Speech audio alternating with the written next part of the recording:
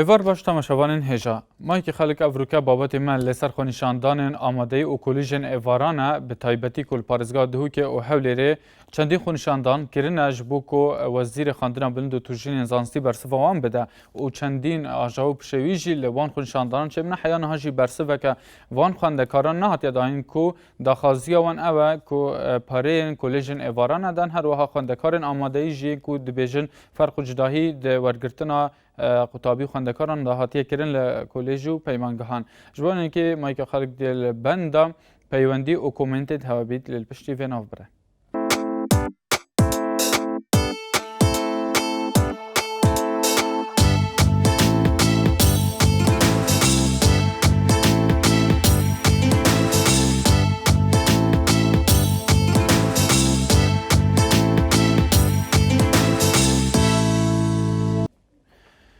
جاردن سلاو و ایوار باش تماشاوان هجام آنی که خلق افریقا ما بابت خوا تایبت کریه به خونشاندان قطابی و خواندکاران اوین کلیژن ایواران و هر و اوین آماده اید که بیجن که فرق جداهی هاتیه کرند بین خواندکاران داین کل پیمانگاه و زانگاه هات نورگرتن بیجن که پلین وان آنکو بیجن نمرید وان که منو لکلیج و پیمانگاه هاتی نورگرتن که نمرید وان جی زورن جی نه هاتی نورگرتن هر و ها دخازی کدی خواندکاران کلیژن ایواران ها او جی بیجن سالانه گوجمه که پاره جمعتی ورگرتن جالی کلیج و سرکاتی زانینگه و امن زانین که بوچی فرق جداهی تکرن نوبر خواندکارن زانینگه ایواران و ین سپیدایی انداله و ما دستور اجدا اما جپیهاتی کرن که ما فی هر دوان وکویه که دانا در ماله و هر وها سرداری کرن و ناوی وانجدا جبونه که هم لبنده کومنت آنوانه لسر تورا جواکیا فیسبوکه nrttv.com/nalia.tv هر وها لریا پیوندی مجی او جمارد من حال سر اکران و درد کردن اما چین پیوندی هایی که ورگیرین کاک داشتی لحولی ری افدمی تا باش کاک داشتی زور سپاس همو دمی تا باش دیاره خوب شاندانی کتابیان من لهنده روانگه و من با ماسخوان دزان بلام لهنده روانگه شو من لانجري حكومت دكم ودسخوشج لحكومت دكم اما ناكري اقل هاتي نستشقى مشتاق رواجنا ببلين اما روايا كاتي كتابي دستيتا الشقام داوي ما في خوي دكا لا ما كدا اويك لسه شقامه داوي ما في خوي دكا اويك كاك داشتي ببره تو طلبي تو خندكارين بلا من خوين كارم بلا لكيش قناغي ولا كيجان كوليجا ايفاريان يان سبيدي من كوليج نيما ولا اما دي كان بلا خوين نوي من بيموا اوان لهندر وانغو دستيان خوش بيك بلا زور دار دبينين اساكا اواني لسه الشقا من كتابيا برزانا نادم هاكيتان سوكا ناكر هذا مجنى بقرتوا وكرسي من بو عمل كوليجا كان من دلم ببي ام نمريكا وانا كان ببي ام درجه وانا كان دتواني لصالي داتو لا ما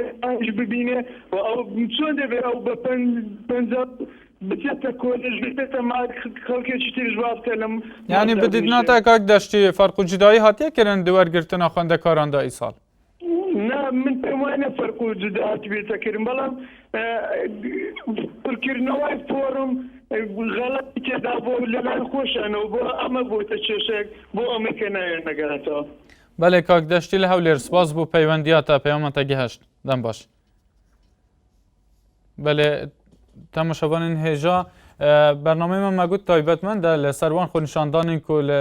پارزگاه ها دهوی که هات نکرن و لحول رژی چندین روژ افغان نشاندان بردامن و خندکارن ایواریان دخازین خانه هر وها جی نرازی بونن خندکارن آماده جنه اما چین پیوندیه که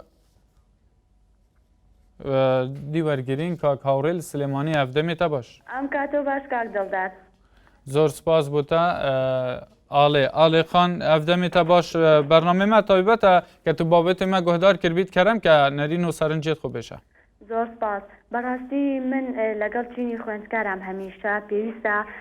لە خۆپیشاندانەکانی خۆیان بەردەوام بن چونکە ئەم حکوومەتە ئەگەر خۆپیشاندان نەکەی ئەگەر داوای مافی خۆت نەکەی بەڕاستی هیچ شتێکە بۆ ناکا لە وڵاتەیە یاخود ئەبینین کە ناوی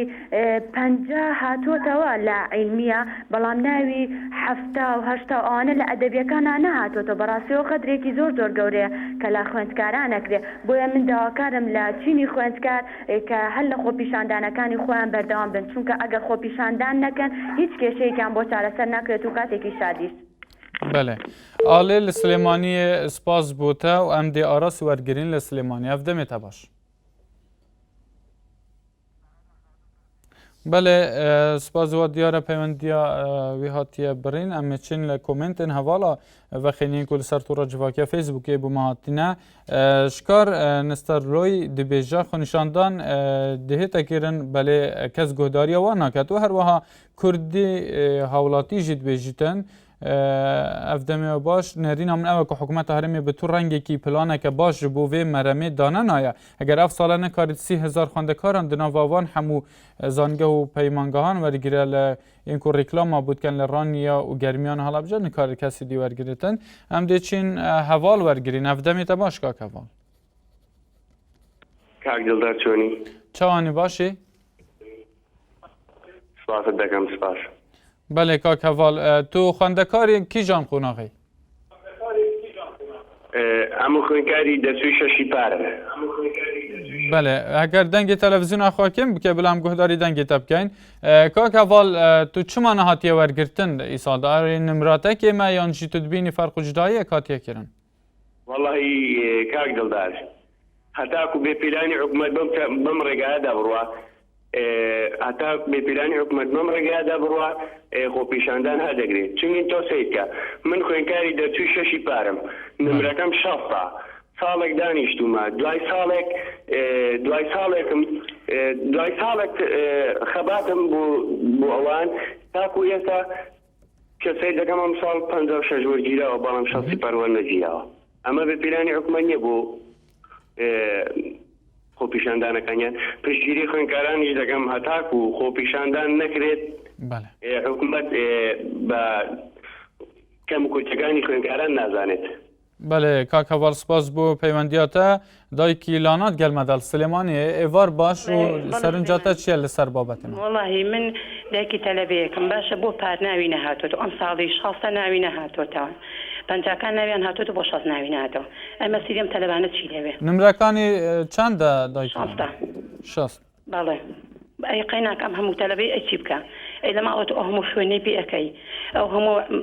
هینی پێەکەی بۆشە بۆچی ناوی ناتۆ ئەی باشە مەسیری ئەم تەلەبانە خۆچیان لێوێ بەلای خۆ باوکی شەهیدە بۆ شەهیدەکان ئاواهی وەفانەیە نەوانە تەلەبەکانیان لە ماڵەوە دانیشن. بله داخوازاتە چیە وەزارەتە خواندنا بلند و عالیین دیت پەیوەندیدار؟ لە سلێمانی.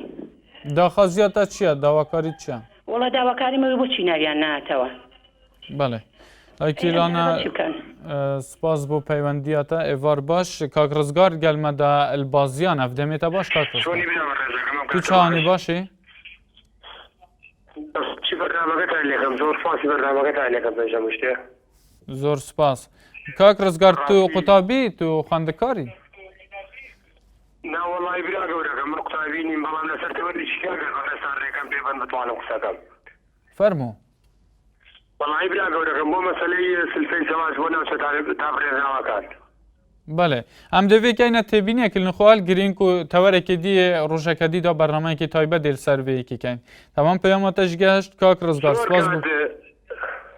بله برنامه ما افریقا تایبه تا به آریشین خواندکاران گر که تو بکاری روژان که ما بابت لسر سلفه زواجه بی تو کاری گوتن انتخاب که سپاس بوده به کست گلمه دال دهو که کاک به کس افدمیت باش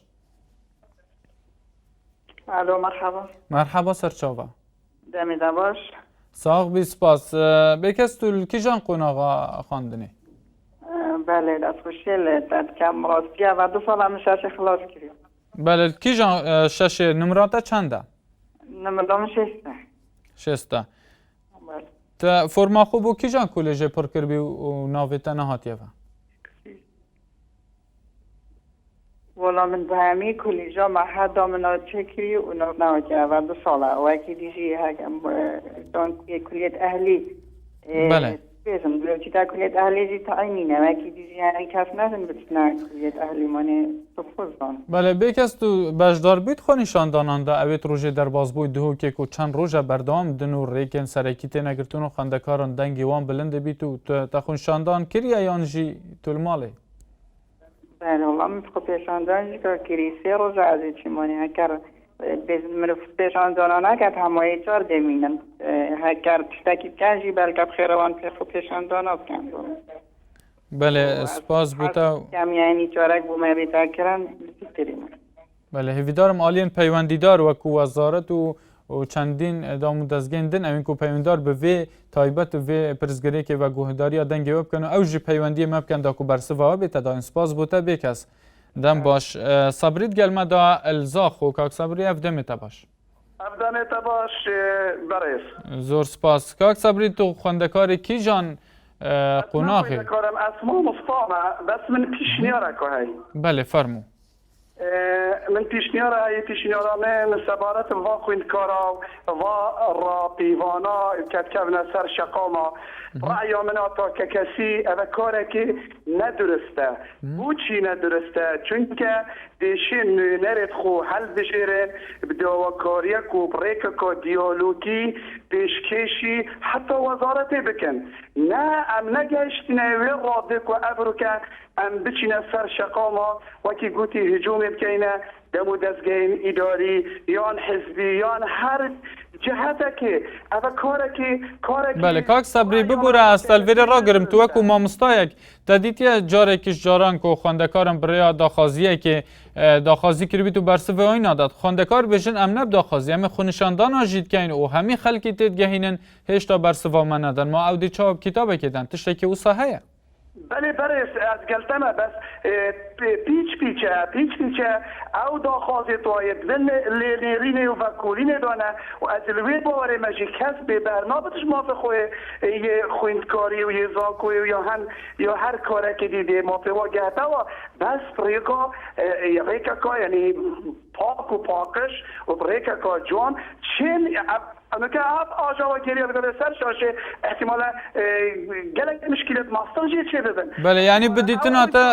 آتا با مستا صبری بدیتن آتا خونیشاندان چارەسەری نینه چارەسەری نینه ابد بریکو دیالوگه بریکو برسکرین نامت یعنی ایمزای رو برگرن پیشکشی جناب وزیری بکن بله از روی باره من او هنگاوه باش بله کاک صبری پیامتا جی گشت تو وکو مامستا یک نرینا خوته گود بله سپاس بوده سپاس بو پیوندیاتا دم باش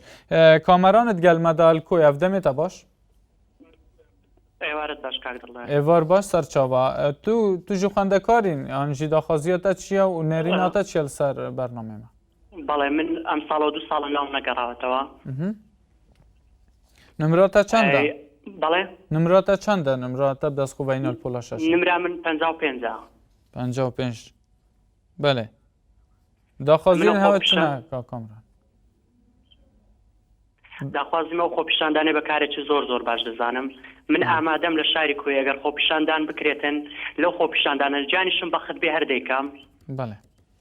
چونکە من 2 ساڵە خوێند و پارەکە ناوم نەگەڕاوەوە سەرپەنجاکان زۆربەی ناویان گەڕاوەتەوە یعنی 2 ساڵە لەمارێدا بنیشیتە ناون نەگەڕێتەوە چاوەڕوان بکەی پاشی 2 ساڵە چاوەڕوانی شتێکی هێندە خۆش نییە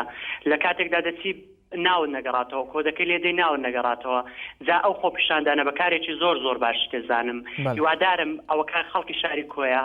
هەمووی خۆپیشاندان بکەن کەوانەی ناویان نەگەڕاوەتەوە کامران لە کوێ سپاس بوتە پەیامەتە گەهشت ژیان گەلمەدا البازیان ئەفدەمێتە باش دەمێتە باشتر مامۆستا پێشکەس دەست خۆشیەکەم بۆ پرۆگرامی تایبەت دەرزدورە قوتابیان زۆر سپاس وەکی قوتابیەکە پولە شەشەی من خلاص کردیە پۆر نەوێ من ناوەتیەبە معدەنە من 58 و هەفتەی کوینتە باشە بووچە ئەفساڵە 56 نەمە پار خو کرد کە مەگوتێش بەر هەندێک و معدەلی نەکێ من بەرێ پا ئەفساڵە معدەلی کەمترت هەتی هەتیتن ئەتوەکی کچە شەهیدە کچکودای کام شەهیدە بله ئەتوبە گرنگیەک شەهیدەدەن یعنی حکومەت تۆمە هەتوبە گرنگیەک شەهیدەدەت بلا گۆڕانکاریەت سیستەمی خواندنیدا بکەن بەس بلا دژایەتیە نەکەن چونکە بەبێ دژێتە حتى نەبینە قوتەبیش داهای وەرە ئاسۆڵە هەتی وەرگتن 5 بۆ 5 و 5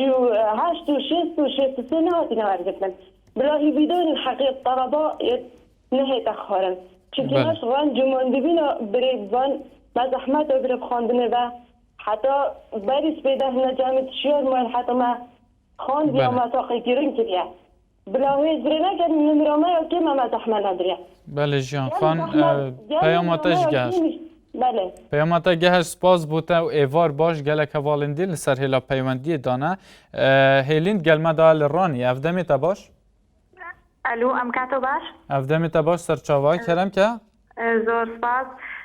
من بەنسبەتە خۆپیشاندانەوە زۆر سپاسیان دەکەم لەبەرەوەی خۆپیشاندانەکەمە بەس بەوە نییە کە بڵە وڵات دژی حکوومەتە بەبەز لەوەیە کە خوێنکاران بە هەڵ و هیمەتی خۆیانەوە هەڵدەستن لەبەرەوەی چەند ساڵە تۆ دەخوێنی هیچی وایە شتێکی وایە لە بندەستدانە تۆ 7 هەبێ 8 هەبێ لە وێژەیەکانەوە وەرنەگیرێ بەڵام لە هەمان کاتدا لە علمیەکانەوە هەرە دەرەجەی نزم وەرگیراوە من خۆم دەرچووی ئەم ساڵم دەرەجەکەشم بڵێم زۆر بەرزنی و زۆرژ نزم نییە بەڵام لە هەمان چەندە دەرەجەکەت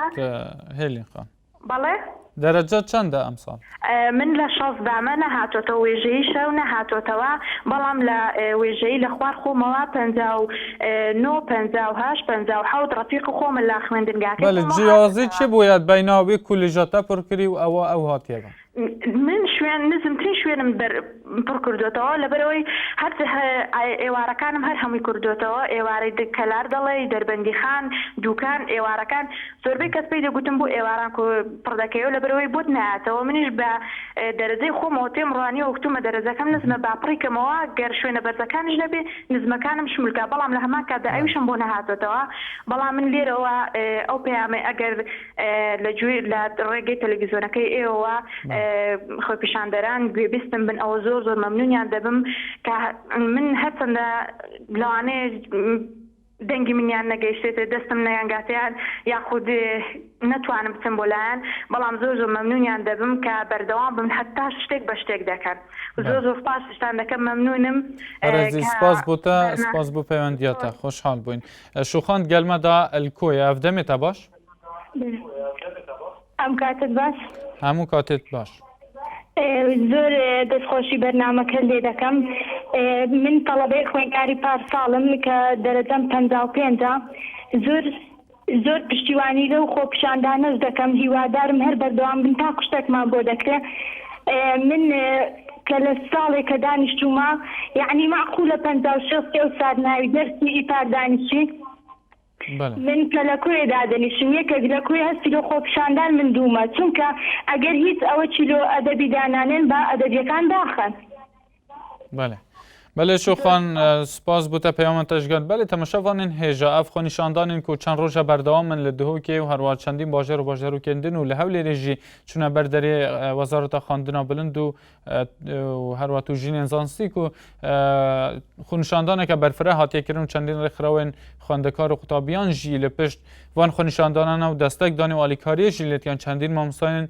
زانینگه هجی پیشگیری وان خونیشاندانان کن هیویدارن عالیم پیوندار و وزارت خواندنا بلند جی برسوان خواندکاران بدن دکو زحمت آوان جی برهف نشتو هر وها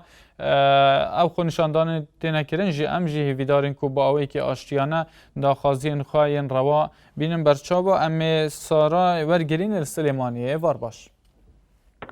سارا ام کاتو باش افدمی تباش سرچابا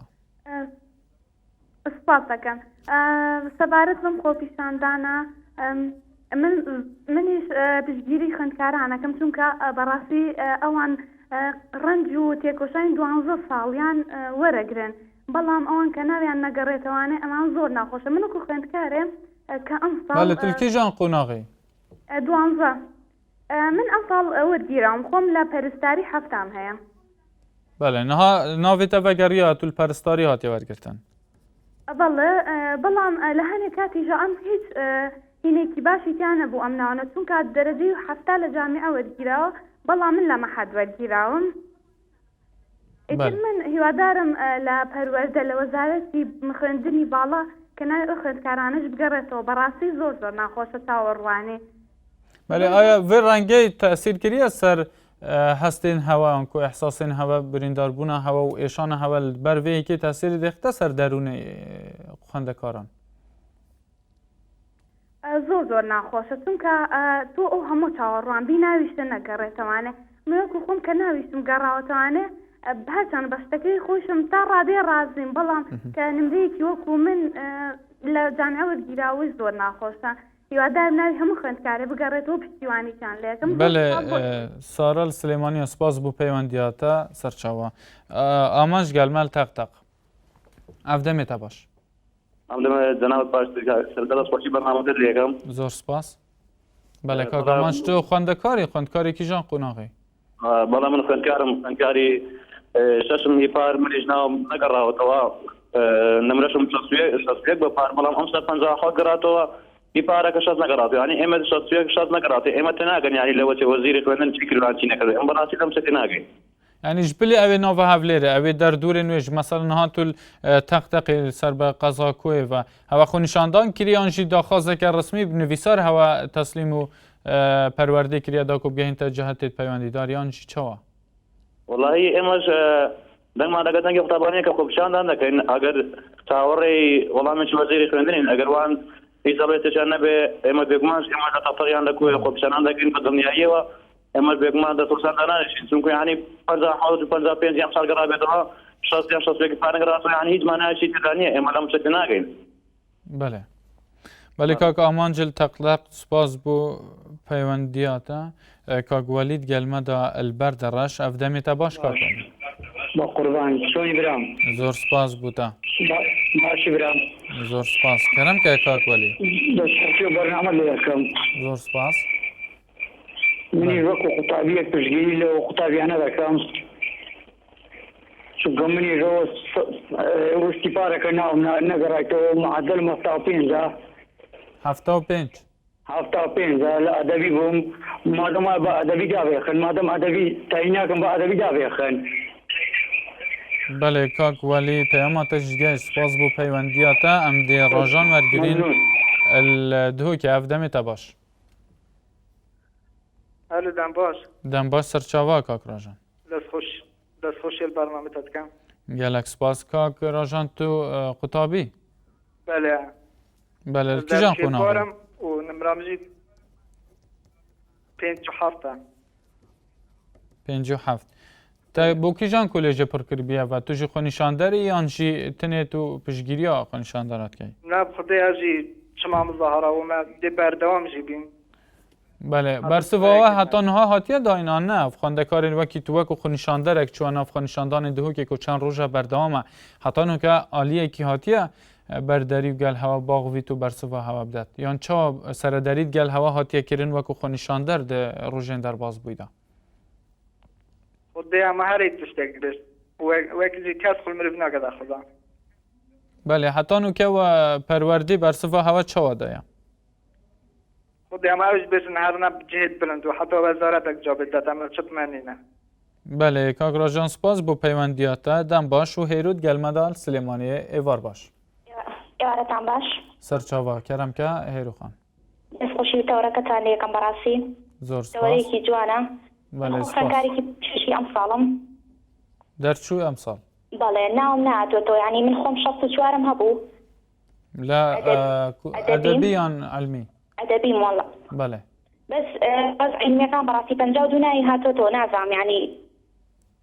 بله داخازیات چیه جه وزارت خواندن بلند و هیویدارن کوان جی گهداری دنگ مبکن و بین نها جی هر لسر و برنامه ما که خلق و برسفه هوا بدن ان شاء الله براسي من بيجناري شنو بدو حتى ما كل توركت انا برتسك حكومه عم كذا براسي زين كيشين فنكرنا جاب كيف تاكيج براسي امانه يعني قص ما يجا خب شاندان بكرايا هم قطابتان بجداريان بس يعني لهولي خب شاندان كراوا لهمو بارزگاتان وزا خب بس لسليماني نازم براسي بوچي بله یوادارم حکومت بدهم داواکاریان مانو بیتو دست خوش برنامه‌کتان لیکم سپاس بوتا هیرول سلیمانیه و ام ده هجا ورگرین لحولیر ایوار باش ایوار باش سرچاوا کرم که هجا خوش بنامتانی دکم زور سپاس مقتابین الدار هیوادارم قطابیان خوب شاندان بردوام بید بله تۆ خوێندکارە کیژان قۆناغی قوتابیا کیش قۆناغی قۆناغی ئامادەی پارسا پار ساڵان ئەف ساڵتە تەمامکردی و نمراتە چەندە؟ من پارسا 52 نیوە ناومان نهاتیتەوە دوێنێشدا فەزایکی ناوخۆ لە هەولێر دەبێژ وەزارەت پەروەردە دەرێتن ئەمە ئەو خوێندکارە کە لە 56 بە خوارێ وەرناگرێت. بله داخوازتە چییە تو وەکو خوێندکارێکە نمراتە خۆر 5 وڵای هیوادارم حکومەت چارەسەرێکمان لۆ بکاتن بۆ من چۆ وەزیر لە دەرەوە هێناوەتەوە کەچی هیچیش ناکات هەستا پرۆفیسۆرە وڵای بەس پرۆفیسۆرە بەس پرۆفیسۆرە لە تێکدانێ. بله هێژال هەولێر سپاس بۆ پەیوەندیاتە ئێوار باش تەماشەوانم بڕۆمات پشتی وێ ناوبرێ ئەمێ بەردەوام بین لەسەر پێشکەشکردنا بەرنامەی خۆت گەلمەدا بن.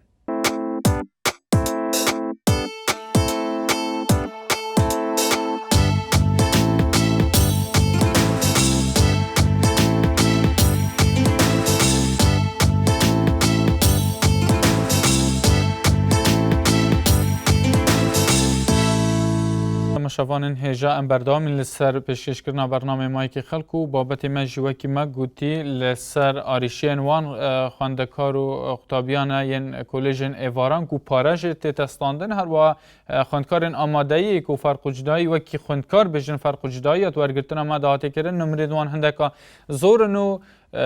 چ جیانە هاتینە وەرگرتن هەندێکاش نمرێت وان کێمن و هەندێک ژیت بێژن فەرقوجداییت بەینە وێژەیی و زانستی داهاتیەکردن و کۆمنتên هەواڵە لەسەر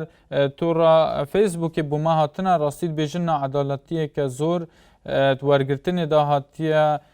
kirin ew jî gotinên Selman Muhammedin û herwiha Akam Cebar bêjit ez bixwe xwendkarim û xwînşandanan jî bi baştirîn çareserî dizanim û herwiha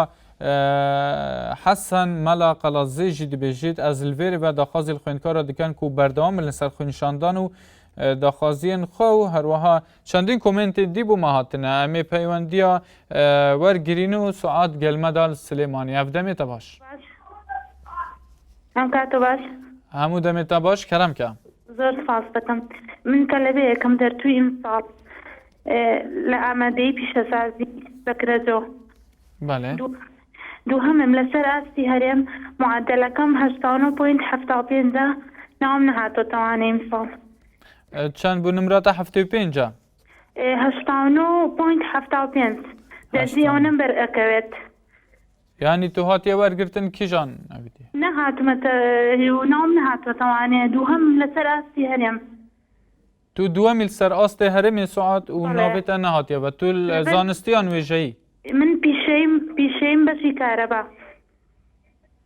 بله ساعت پیامات ایویدارم گودار بی دوام یکم مسکه هم نایی هاتو توانه من نام نه هاتو توانه ایتر نزانم سببی چیه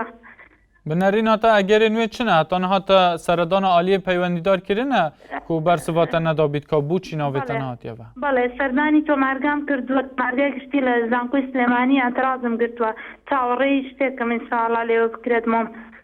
هیویدارن که وانشی گهداری دنگی تب کن حال ریا برنامه ما و برسوات بزوترین دم بیتا داین سعاد خان سپاس بوتا بله و ریاد گلمه دا الچمچمال افده تا باش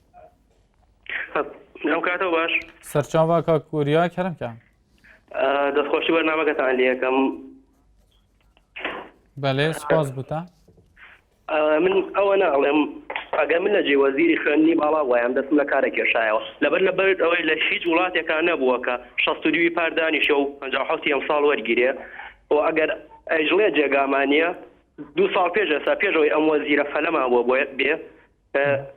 خۆ 10,000 خوێندکار هەبوو 50 هەبوو لە ساڵی دووەما وەرگیران من پار تەواوم کردووە 56 هەیە ئەوە ئەم ساڵیش دەبێ دانیشم ساڵی کە تەمەنەکەشم تەجاوز دەکا وەڵێ نابێ وەرگیری و ئەگەر کەناڵەکانی دەسەڵات وایە ئەگەر ئەم تەلەبانە وەرگیرانە و کاتیان کرد بە هەرا و بەرنامەی گەورە تیشان لەسەری پێشکەشەکرد بەڵام ئەوە تا ئێستا وەرنەگیراون هەموو کەناڵەکان لەسەری بێدەنگن و جێ ڕێز دەکەیەوە بەرنامەیەکی ئاواکەن و دەستخۆشی لەو خوێندکارانی هەولێر دەکەم هەڵێم بەردەوام بن ئێمەش چەند نووسراوێکمان ئاڕاستی پەروەردەی چەند ساڵ کردووە بەشکەم ومانی بەرکەنەوە بله بدیتنا تا کاکوریا خونشاندان چارەسەریە وێ ئاریشێ دەکەت یان ژی گەرەکە وەزیر بەرسێ بدەتن بە ڕێ ڕاگەاندنێدا بەڕێزم خۆپیشاندان منم چارەسەرە لەبەرەوەی تۆ نوێنەر دەێتە ژوورەوە نوێنەرەکانمان لێدانە خۆن و دەیەکەنە دەرەوە بە خۆپیشاندانژەوە حاڵەکەیە بەڕێزێکی لە دووە بۆ پەیوەندی کردووە لە بە خۆپیشاندان نەکرێ ئەیچی بکرێ نوێنەرەکان ما بچنە ژوورەوە لێدان بخۆن یان ئەوە تا ئێمە ئەچینە لای هەر دەسەڵاتدارێک گەڵێ لە ئیشی من نییە ئیشی کێیە بەڵێ ئەی وەزیر تۆ لە ئەوروپا بوویتە هاچیتەوە بۆ کوردستان ئەبێ بە پێی هەڵسکۆتی کوردستان تۆ تەلەبۆرگی نەکوە ئەوروپا ئەویش وەزیر خۆی چۆن هاتەوە بۆ ئێرە و بە چ شێوازێکش لێرە وەرگیرە ئەگەر ئەوە بزانێت ئێستا دەزەکارەکەی کێشێتەوە گەڕێتەوە بۆ شوێنی خۆی بەڵام دڵنیا بە لە سەری ساڵا هەمویان نەنێرنەوە هیچ باکیان نییە لە خوێنکات چیەکات چی ناکات وەرە 12 ساڵ بخوێنە دوای 12 ساڵەکە بێت 2 ساڵی چاوەڕێگەی اینجا وەرناگیری ئەڵێ بچۆ هینی ئەهلی باشە ئەهلی 30 وەرەقەیەوێ 40 وەرەقەیەوێ ئەبێت چلیش مەرسب کە 80 وەرەقە تەلەبەیەکی وەک من 80 وەرەقە لەکوێ بێنێ ساڵی بۆ خوێندن داینە یعنی 4 ساڵ تەواو کە 80 لێک دەرەوزان چەندەکە بەڵێ کاکووریا چەمچەماڵ سپاس بۆ پەیامەتە گەهشت و دەم باش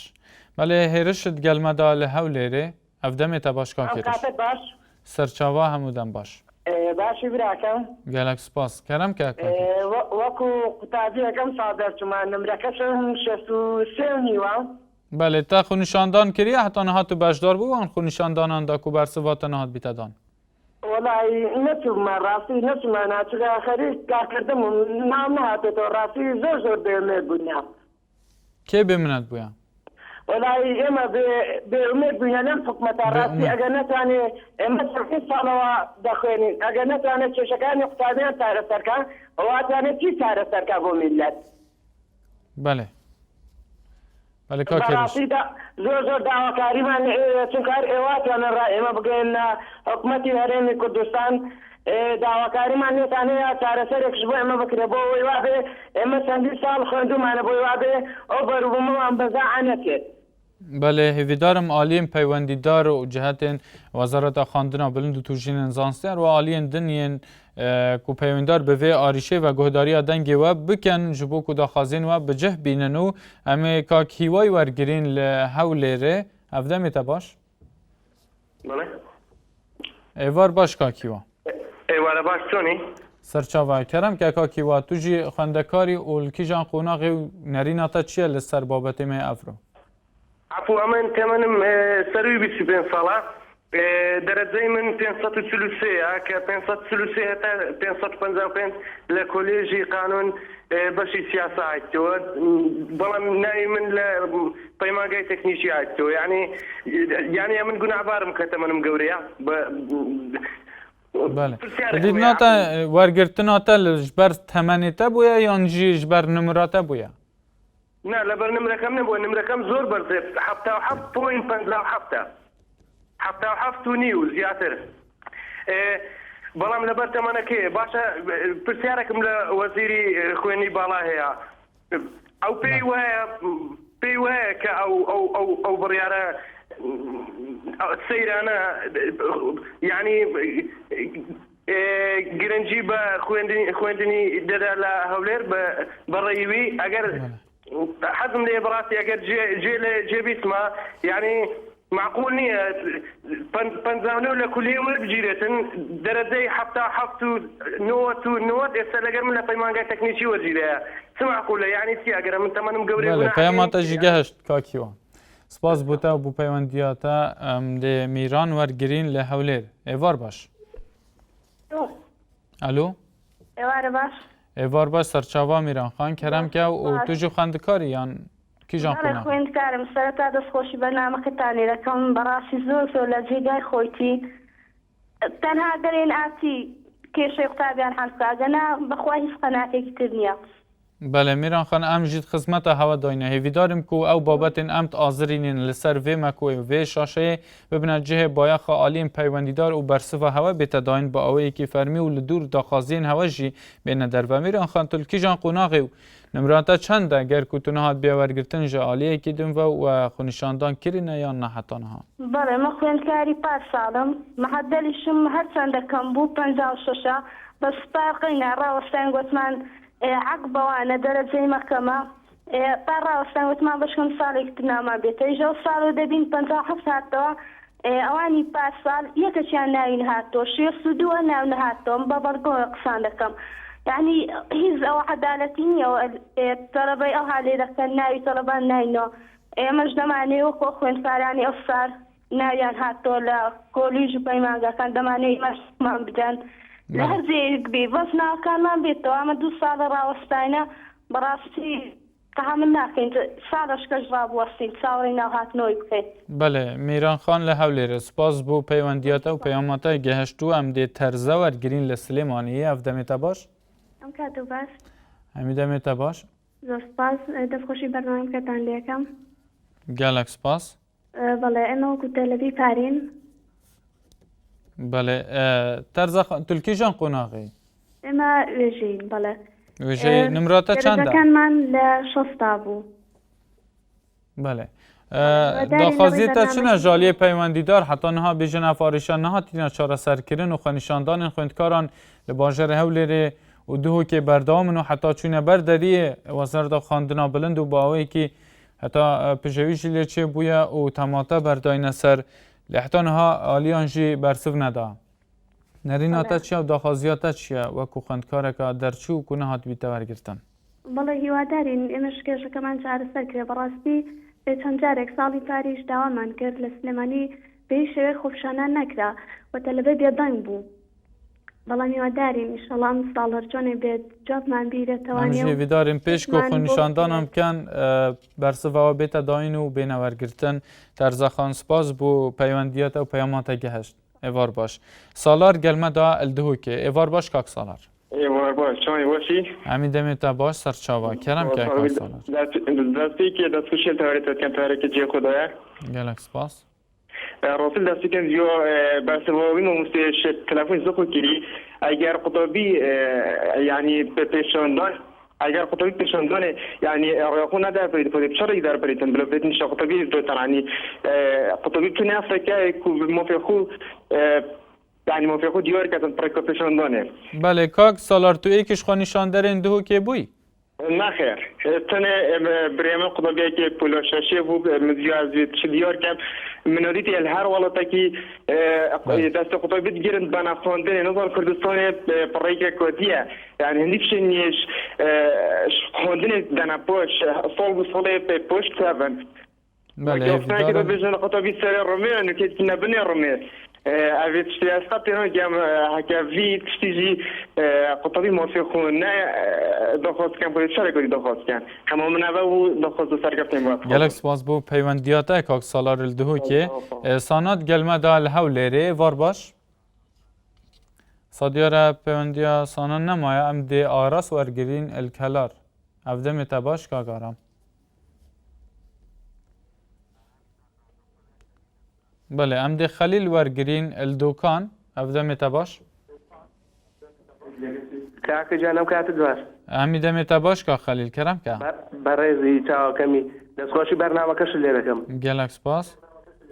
برزی براگوری کاک اما وقت کاری شام سال نام نگرا تو درجه قسم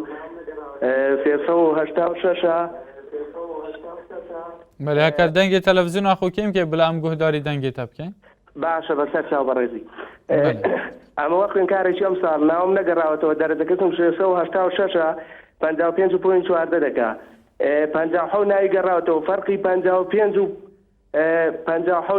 ما بین چوندی فرق نیه خلق فقیره اوان دین لزانکوی اهلی بخوینن آیا بون منا من همه خوینکارش که هیتی او پاره بدا لزانکوی اهلی بخوینه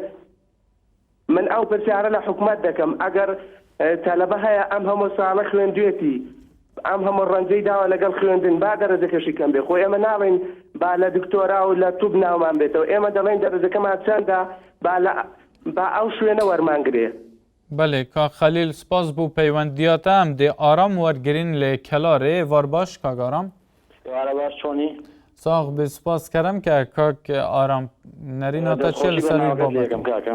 گلک سپاس مني فوق تلبيجي فرق فيهم طبعا من كون مرقان شفته امثال برسان اقدر او برادراني كي شو تباطي ونجان كرد قصيان كرد امثال 50 ناوي هاتو تو اما 60 62 59 وانە تا ئێستا نایێنێ ئەگەر بەڕێز وەزیری خوێندنی باڵا وەزارەت وەڵامیانەوەیە کە جێگە نییە بۆ ئەو تەلەبانەی کە وەرنەگیراون بۆ خوێندنی بە پارە هەیە ئێستا خوێندنی پارالێڵ هەیە لە دەستەی تەکنیکی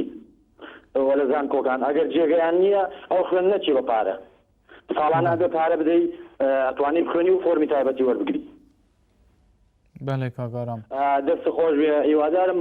ئەم بەرنامە نەبێ بەرنامەی تیژی بەزوا بێ و نوێنەری وەزارەت بانکن بۆ سۆدی بەڕێزەکەتان بۆ ئەوی وەڵامی فێز و خوێندکاران وەربگرن. هێویدارم کۆ وەزیر و هەروەها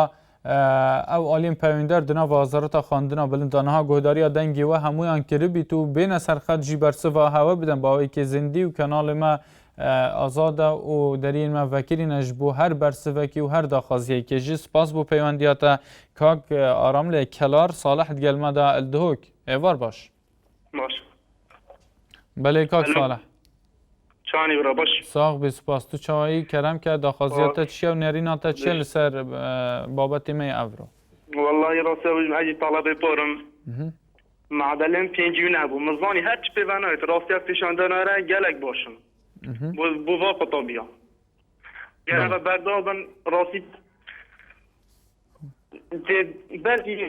تشتای بۆ بێدەگەن بەسەر سۆسۆ ناوینم پیچاوی ئەسنا سەحکەمێن بەڵێ ینی هەتانەها ئەو خۆ نیشاندانت هاتی نایکردن لە دهۆکێ ئەنجامێک نەبووە و بەرسڤێک ژی وەرنەگرتیە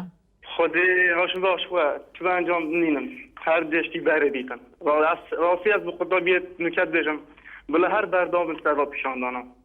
تو یەکێش خۆ نیشاندانایی تا خۆ نیشاندانکردن خودێ مانە منا خۆ هێلا ئەگەر هەکەم خۆ نێلا بۆ وڵادا چمە نابدا بەڵێ ئەجێشتی هەمی تاڵابە بەڵێ کاک ساڵح هێویدارم کو بێ خۆ نیشاندان ژی ئالین پەیوەنددار وەزارەتە خواندنا بلن بەرسڤ وان خوێندەکاران بدەت و پێداچوونێکی ji وەرگرتنا خوێندەکاراندا بکەت و ئەوێت ماین jî بێنە وەرگرتن بێ ku xwe nîşandan û tundûtîjî jî çê bibin hêvîdarim vê yekî berçav bigirin ji bo ku bawekî aram û tena û aştiyane bersivava xwe nîşandanan bêtedan û da ku derûnê wan jî mirtah bît û çi arîşên derûnî jî ji bo xwendkaran çênebin û her wa arîşên civakî jî çunki ev hemî girêdayî ek babetîne kak Salih spas bû te em ê hewar wergirîn li Amêdiyê dem baş Çanê bira tê başî başim spas tu çawanî baş elhamdülillah me tê baş bî kerem ke tu xwendkaran kîjan qûnaxê besa ker tu dengê televîzyona xwe kêm key dê spasya belê hewar em destxuşiyê te û berramê te dikeyn gelek spas ez qutabiya xwarim ev sala navê me jî newtîne û nimra te çend e pêncî heşt û pûyîn heşt e li wêjeyî yan zanistî ne wêjeyî ola wêjeyî belê tu dibînî ferqûcdayî hatiye kirin di beyna wêjeyî û zanistî de yan jî ferqûcdayî di beyna navê xwendkaran de hatîne kirin binêrîne hewa ola cewazî me bene hemî tişta diyekî belê yan tu piştgiriyê dikey ku ev xwendkare berdam bilin ser daxwaziyê xwe xwe nîşandanan heta wezîrê xwendina bilind û cihetên peywendar bersivîrden yan jî tu digel hindê danî belê ez gelonim ola ez hezkem her xwe pîşandara bikin şila xwe de heqê me şwan çêket ev hinda sala em tixînî belê û li divê me teyîn nakin û hêvîdarim ku daxwaziyên we jî bêne ci hewar spas bû peywendiya te û peyama te ji geheşt êvar baş zor spas bû pey ez sağ be belê temeşevanên bi romet wekî me gotî babetê me li ser arîşên qutabiyan û pirzgirêkê wan û ev xwe nîşandanên têne kirin li dihûkê hewlêrê û nerazîbûnên xwendekaran li parêzgeha Silêmanî û derdorên wê hemî bajêr û bajarûkan ji ber ku bi gor gotina wan dibêjin ferqûcdayî hatiye kirin ji ber ku demê bernameyekê me em ê kak Amanç wergirîn li Helebce êvar baş Xelkade baş kasta hemî demê te baş Berezyan zehme nebê me serebeyî salî parîn belê ئەوجا ئێمە 400 و ئەنای بڵێن قوسور دەرەجەکەمە چێتە 61 و 62 بڵێن ئێمە دەرەجەی بڵێن باشمان هەیە لە چاو تەلەبەکانی ئەم ساڵە تەلەبی ئەم ساڵ ماوەی 1950 ئێمە 61 و 62مان هەیە ناومان نەگەڕاوەتەوە belê daxwaziya we çi ye hetaniha we daxwaziye kiriye ji perwerdê yan ji wezaretê ku bersiva te ji nehat bîte dan ji ber ku peywendiya êkem bû tu li Helebceyê kak Amanç کاکە یانەتوانین چۆنە ئێمە بڵێن تەلەبەی ساڵی پارین کە پرسیارشتیشمان کردو ئەڵێ تەلەبەکانی پار لەگەڵ پارە ڕۆژ ئەم ساڵش لەگەڵ ئەم ساڵە ئەڕوات نمرە ئێمە زۆر لەوانە بەرسێ کە 50 نەیوان هاتوێتەوە 4 دەرەجە 5 دەرەجەمان لەوان زیاترا ئەمە یەکەم دوو هەمینیش بڵێن ئێمە ئەم ساڵ کە لە مەحەدی سلێمانی چوین فۆرمی ڕاگانیشمان پڕکردوەوە ئیمتحانمان کردو اختیبارمان کردووە زۆرشمان هەوڵدا و باشیش بووینە کۆمەڵێک تەلەبەی زۆرین کە دوای چوینەتەوە پرسیارمان کردو ئەڵێ کاکە ناوەکانی ئێوە ئێمە هەڵمان کردو ئەمانە قبول خاص یانە بڵێن امتحانیان کردو بەڵام تێکەڵ بە قبول مەرکەزی نەکراوە ناوانی کە ئەم ساڵ پۆلی 6 بوو ناوەکانیان گەڕاوەتەوە ئەوانە ئێوە ناگەڕێتەوە بەڵێ کاک ئامان سپەیەمە تەشگەهشت سپاس بوو تە و پەیوەندیاتەش بەرک و دەمێ بەرنامەمە داوی بوو بەڵێ تەماشەوانین هێژا هیویدارم کو ئەف بابەتە ئەڤروکەبی بیتە جهێ گرنگی پێدانێ و سەرنجا بەرپرسان ئەوێن کو پەیوەندیدار بەvê ئاریشێ و ji ber ku xwendikar bêjin em ê xwe nişandanên xwe berdewam bikin heta ku bersiva me tête dayin û hindek dibêjin ferxûjdayî di beyna wêjeyî zanistî de hatiye kirin hindek ji dibêjin nimrêt me hindeka bilind û hindeka kêm lê ferxûjdayî beyna nava de hatiye kirin هیویدارم که اف سرنجین ما همی بین البرچاو گرتن جبر هنده جی تماشاوانین هجا برنامه مبدایی بو هیویدارم که اف بابت بیت البرچاو گرتن و سپاس بو همی وان حوالا و خواندکاران و هیویا سرکتنی بواد خازین هیویدارم که بیخ و نشاندان بینوار گرتن اگر داخازین واج نهنده بجا آنین بردامی دن خونشاندانان حتی که برسوام بیت دان حتی هم برنامه صبح بگهینه ببینین شاد و بختور و ایوار باش خاطروا